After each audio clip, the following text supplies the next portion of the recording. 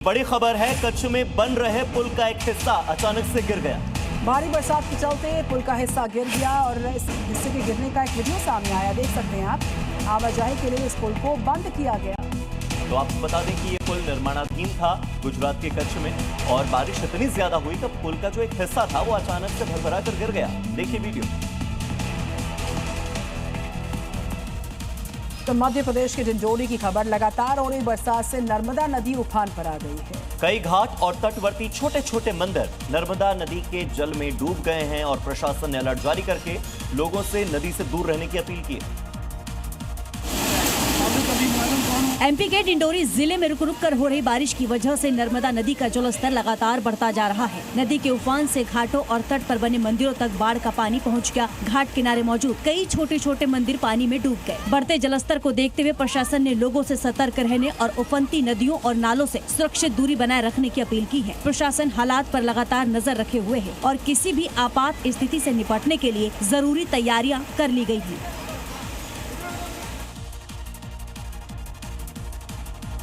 खबर हिमाचल प्रदेश से, जहां पर भारी बारिश का आज अलर्ट जारी हुआ है। हिमाचल के 5 ऐसे जिले हैं जहां पर बारिश का ऑरेंज अलर्ट। और अगले एक हफ्ते तक मॉनसून एक्टिव रहेगा। निचले इलाकों में भारी बरसात की आशंका है। हिमाचल में भारी बरसात का अलर्ट जारी हुआ है।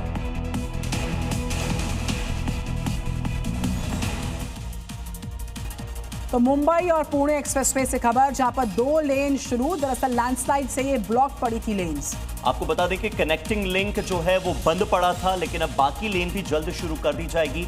लैंडस्लाइड की वजह से बहुत ज्यादा नुकसान नहीं हुआ और यही कारण है कि बहुत जल्दी जो 2 लेन है वो फिर से शुरू होगी। तो कनेक्टिंग लिंक जो था वो लैंडस्लाइड से बंद था। 2 लेन शुरू हो चुकी है यहाँ पर। ये बड़ी जानकारी इस वक्त सामने आ रही है। बाकी लेन्स भी जल्द शुरू कर दी जाएंगी।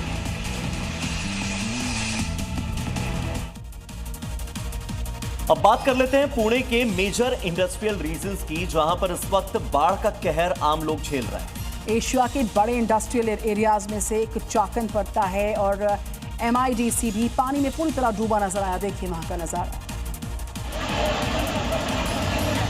पुणे में पिछले 48 घंटों में हुए मूसलाधार बारिश ने आम जनजीवन पूरी तरह अस्त व्यस्त करने के साथ ही इंडस्ट्रियल सेंटर्स को भी ठप कर दिया है।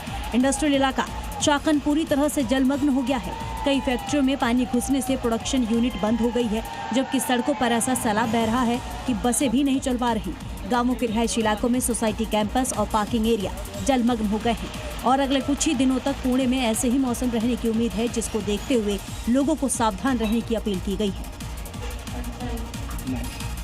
गुजरात के वापी की खबर है। भारी बरसात की जानकारी और इसके चलते जलजमाव हो गया है। तो वापी में सड़कों पर जलजमाव की वजह से आम लोगों की परेशानी बहुत बढ़ गई है। लोगों को आने जाने में दिक्कत का सामना करना पड़ रहा है। अब जरा तस्वीरें देखिए। यहाँ पर मंदिरों के बाहर जो हार फूल माला की दुकान होती है वो पूरी तरह से पानी में डूबी हुई नजर आई।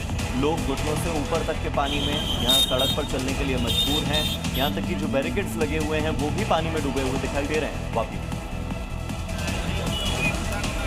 सड़कों का तो बुरा हाल है। मूसलाधार बारिश के बाद सड़कों पर सैलाब जैसे हालात बन गए हैं। ये तस्वीरें डराने वाली हैं, जहां भारी बारिश के बाद सड़कों पर बाढ़ का पानी बहता दिखा। वीडियो देख सकते हैं कि सड़कें दरिया बन चुकी हैं और उसी से लोग गुजर रहे हैं। वाहनों की गति धीमी पड़ गई है। लोगों के घरों और दुकानों में पानी घुस गया है। बारिश के बाद बाढ़ जैसे हालात बन गए हैं। जुलाई की शुरुआत के साथ मौसम विभाग ने गुजरात के कुछ हिस्सों में गरज के साथ बारिश और भारी बारिश का पूर्वानुमान लगाया है, जो सटीक साबित हो रहा है।